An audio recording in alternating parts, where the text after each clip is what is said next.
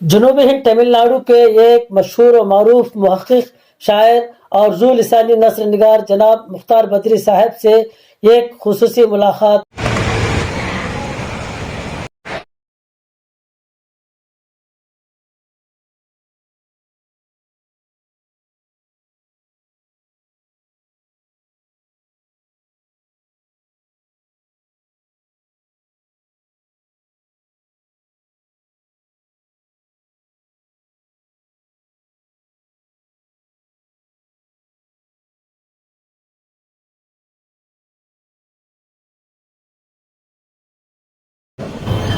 आठवीं जमात का तालिब इल्म था जी।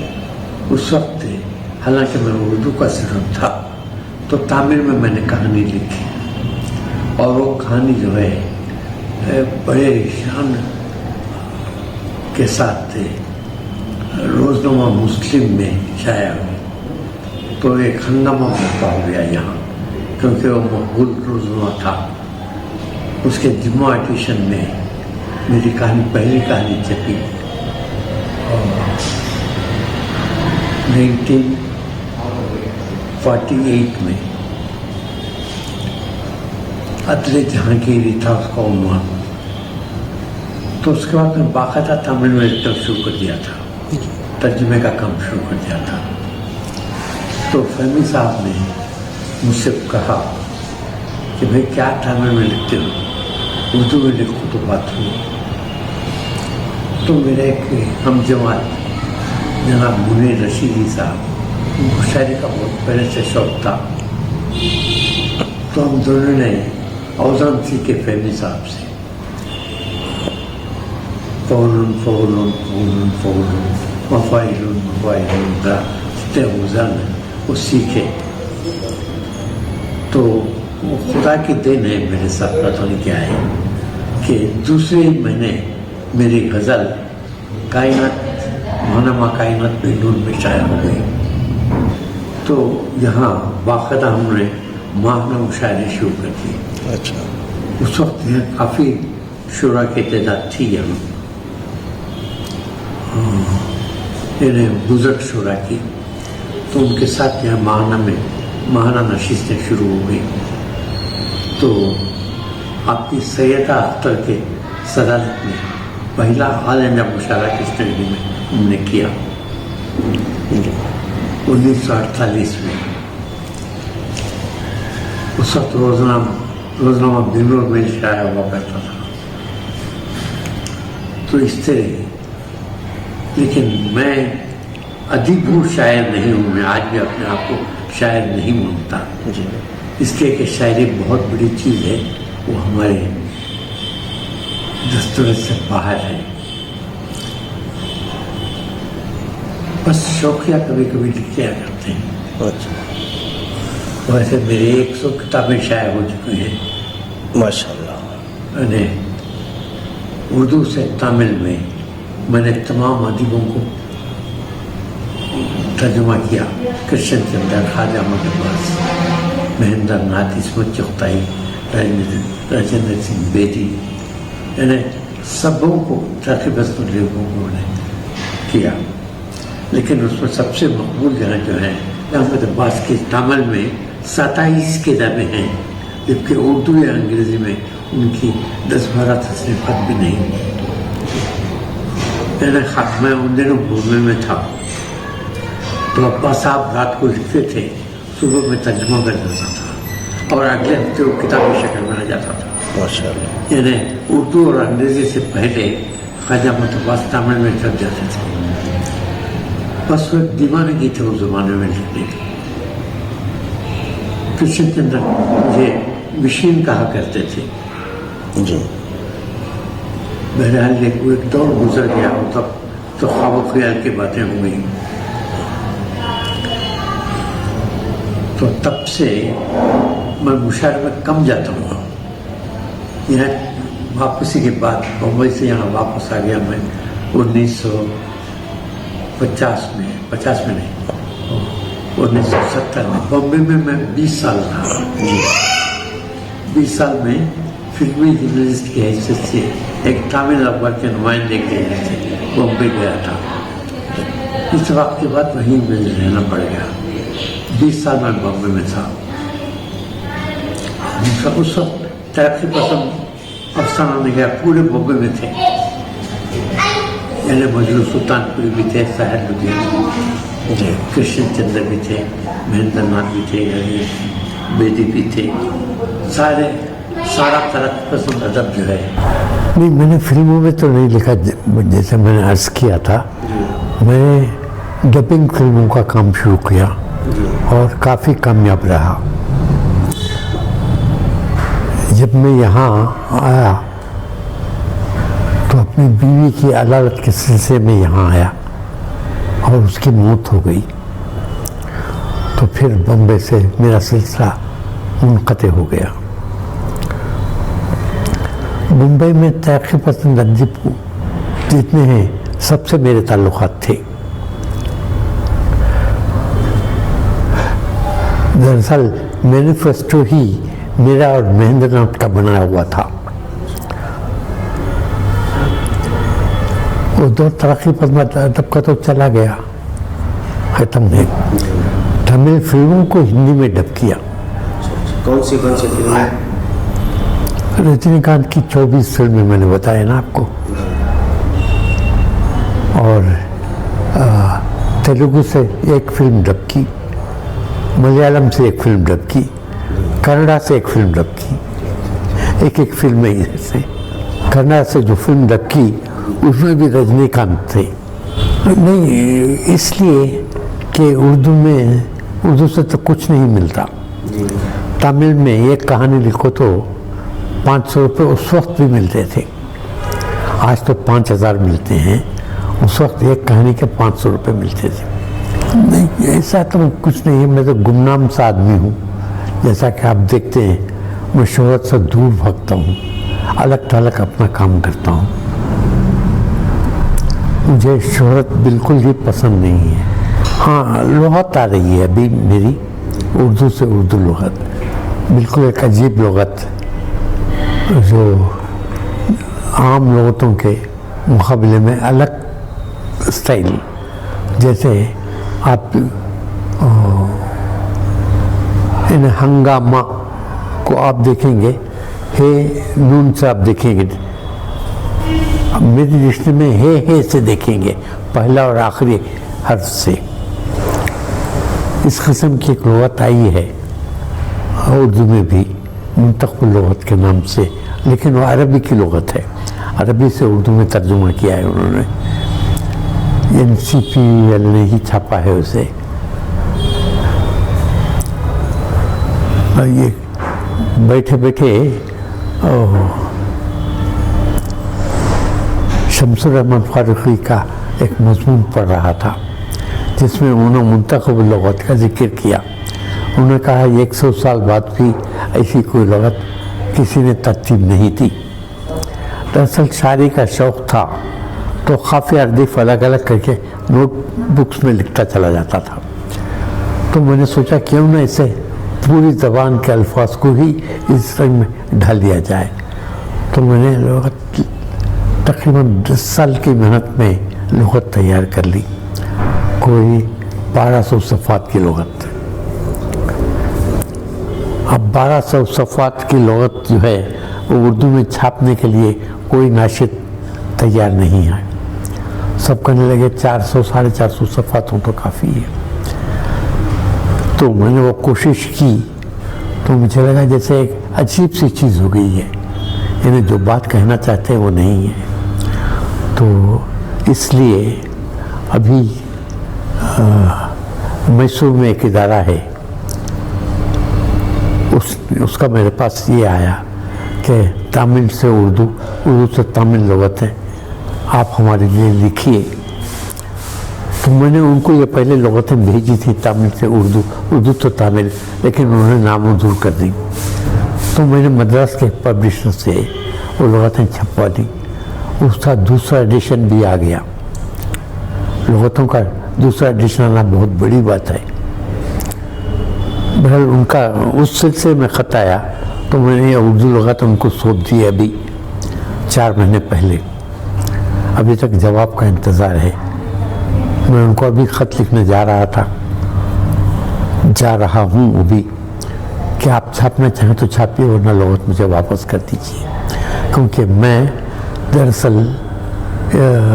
यानी एक फॉर्म मेरे पास टाइप होकर आ जाती है तो उसको तस्हीह करता जाता हूँ और दूसरा फॉर्म में रेडी करके भेजता हूँ प्रेस। यानी इस किस्म की आदत मुझे पड़ गई है। अब महीनों इंतज़ार करना मेरे बस की बात नहीं, तो इसलिए मैं उन्हें लिखने जा रहा हूँ कि आप छापना हो तो छापिए, वरना मुझे वापस कर दीजिए। दरअसल जो है अंग्रेज़ तो चले गए, मगर अंग्रेज़ी को छोड़ गए यहाँ, तो हम सब लोग अंग्रेज़ी के पीछे पड़े हुए हैं। जैसे अंग्रेज़ी के बगैर हमारा खाना भी हजम नहीं होगा, इस टाइप का कुछ माहौल बन गया है। उर्दू तो ख़त्म हो गई हर जगह से, तमिलनाडु से तकरीबन ख़त्म हो चुकी है। अगरचे कि उर्दू अकेडमी बनी है, लेकिन वो किस लिए है मेरी समझ में नहीं आता। लेकिन मेरी नेक ख्वाहिशात उन लोगों के साथ हैं। मैं उन लोगों से यही कहता हूँ कि उर्दू को फ़रोग़ दीजिए। जैसे एक बार मैं उर्दू अकेडमी का मेंबर था, तमिलनाडु उर्दू अकेडमी का। तो मैंने क्या किया, अब मेरी दरअसल आदत से हो गई है कि मैं छा जाता हूँ दूसरों पर, और जहाँ मेरा बस नहीं चलता वहाँ से मैं भाग खड़ा होता हूँ। तो उस वक्त मेरी बहुत चल रही थी, अशफाकुर रहमान सेक्रेटरी थे।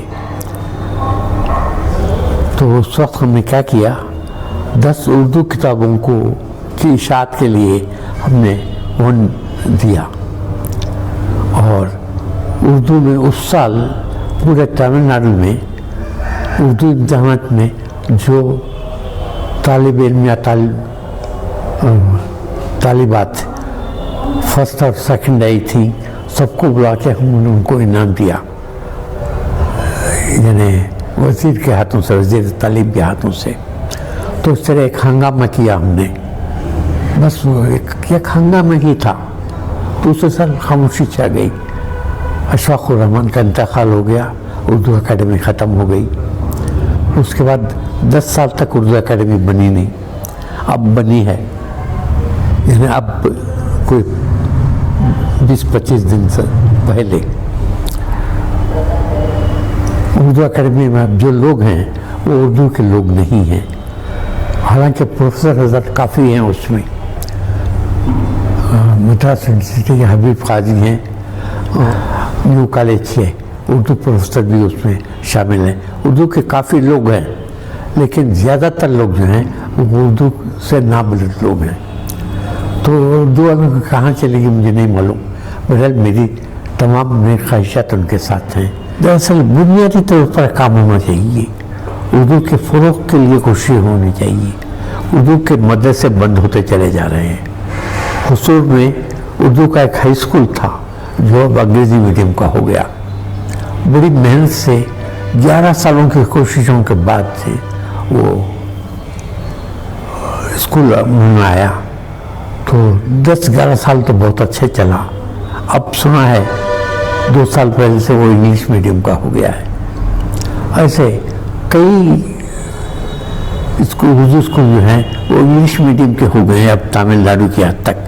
मुझे दूसरे इसका इल्म तो नहीं है, तमिलनाडु की हद तक यही है कि उर्दू यहाँ उर्दू का वजूद भी ख़तरे में नज़र आता है मुझे। लेकिन चूँकि ये एक ऐसी ज़बान है, वो जादू है जो सट पर चढ़ के बोलती है, तो उर्दू का जो चस्का लग गया जिसको, वो उर्दू छोड़ नहीं सकता। नहीं, उर्दू शायरी का शौक़ जो है वो सिर्फ शायरों के लिए है। यहाँ हर शहर में जाइए, वानीवाड़ी में जाइए, अम्बुर में जाइए, आप वेलूर में जाइए, उर्दू के 15-20 शायर हैं एक शहर में। कृष्णागिरी में खुद ही मैं बता रहा था ना, 15 शायर थे और अब सिर्फ 2 हैं। एक मैं हूँ, एक मुनीर रशीदी हैं जो वो भी अलील हैं। मैं भी हलील हूँ, वो भी हलील है, क्योंकि हमारा दौर ख़त्म हो गया। हम लोग अब 80 की दुहाइयों में आ गए। मेरे 2 बच्चे उर्दू नहीं पढ़ते थे, इंग्लिश मीडियम में पढ़े। उसके बाद ज़बरदस्ती मैंने उनको कुरान मजीद और उर्दू की तालीम घर में दिलाई। अब दोनों उर्दू लिख के पढ़ते हैं। तो आपका कहना है कि जब घर से माँ बाप अगर घर में उर्दू की तालीम देंगे, हाँ, तो फ्यूचर में जो है उर्दू जिंदा रहेगी, वरना नहीं रहेगी। वरना यहाँ पे आप जैसा आपकी उम्र ढल रही है वैसा उर्दू भी ढल जाएगी। अभी आप तो कई मुशारे देखे हैं आपने, अभी इसका ही मुशारा ले लीजिए, मद्रास का भी जो है, तो सामने कितनी ज़्यादा क्या थी, उससे ज़्यादा कृष्णगिरी में आती है। यहाँ हम मुशारा करें तो कोई 400-500 आदमी जमा हो जाते हैं, लेकिन शहरों में वो शौक़ भी नहीं है। दरअसल मेरा दावा है कि मैंने उर्दू माँ की गोद में सीखी, और हकीकत भी यही है। हालांकि उस वक्त उर्दू थी यहाँ, मैं उर्दू का ही तालिब इल्म रहा, लेकिन अब आने वाले जनरेशन में वो शौक़ नहीं है। हमको चाहिए कि हम अपने बच्चों को उर्दू पढ़ाएं, जैसे कि हम अपने बच्चों को लाज़िमी तौर पर कुरान मजीद पढ़ाते हैं, इसी तरह उर्दू भी पढ़ाएं। तो हो सकता है आइंदा जनरेशन में उर्दू के पनपने फूलने का मौका नसीब आ सकता है। तमिलनाडु में आप जो कह रहे हैं ये चीज़ बहुत मुश्किल है। इन्हें वानम्बाड़ी और आम्बूर जो हैं यहाँ उर्दू के मराकज़ हैं, लेकिन वहाँ भी लोग जो हैं अपने घर के चबूतरे में बैठ के मुशायरा सुनते हैं, मुशायरागाह में नहीं आते। बहुत कम लोग आते हैं मुशायरों में। जैसे इसमें इस्लामिया कॉलेज वानम्बाड़ी में मुशायरे में हूटिंग हुआ करती थी, इसलिए वहाँ मुशायरे ही ख़त्म हो गए। दरअसल हम अपने नौजवानों को अदब नहीं सिखाते, तो लोग शायरी को मजाक बना लेते हैं, क्योंकि गज़ल का मतलब यह है माशूक़ा से बातें करना। तो नौजवान तबका जो है वो उसी किस्म के सच्ची अशार सुनना चाहता है, और अच्छे शेर सुनने के लिए कोई तैयार नहीं है। और हमारे शायरों में भी अच्छे से करने की सलाहियत कम है। सभी शोहरत के पीछे भागते हैं कि मैं इस रिसाले में छप जाऊँ, उस अखबार में छप जाऊँ, बस एक दौड़ से लगी हुई है। मैं आज तक अपनी गज़ल कहीं नहीं भेजता, किसी रिसाले को गज़ल नहीं भेजता। मुशायरे में भी मुश्किल से जाता हूँ, साल में 1-2 मुशायरे पढ़ता हूँ, बस उतना ही। पहले वेलूर और वानम्बाड़ी हमेशा जाता था, अब वो भी कम कर दिया है मैंने। साल में 1 बार वानम्बाड़ी जाता हूँ, साल में 1 बार वेलूर जाता हूँ, क्योंकि देख रहा हूँ कि सुनने वाले नहीं हैं, तो हमें कहाँ से इंस्पिरेशन मिलेगा। हम लोग बिखरे हुए हैं ना। मैं यहाँ हूँ, वानम्बाड़ी में अकबर जाहिद है, इसी तरह आम्बुल में कोई है, वेलूर में कोई है, अब इसमें चेन्नई में अलीम सबा नवीदी रह गया है। हालांकि चेन्नई में अच्छे शायर हैं, शाहिद मद्रासी हैं और कई लोग इसमें, लेकिन उर्दू का अलमिया ये है कि 4 आदमी उर्दू बोलने वाले मिलते हैं तो वो 4 अलग अलग पार्टियों से हो जाते हैं। अब मद्रास का यही किस्सा है कि मद्रास का एक शायर दूसरे शायर की तारीफ सुनना भी पसंद नहीं करता, यही दूसरे के खिलाफ में मोर्चाबंदी चल रही है। ये तो सब जगह है, मद्रासी नहीं है। हाँ। सारे हिंदुस्तान में वही है कि मैं आगे रहना है, किसी मेरे सिवा कोई दूसरा आगे नहीं रहना है हर चीज़ में। नहीं, वो अच्छी चीज़ है, मुकाबला करना एक अच्छी चीज़ है, लेकिन गाली गलौज और मुथराना, एक दूसरे के खिलाफ साजिशें करना, ये कहाँ तक जायज़ है।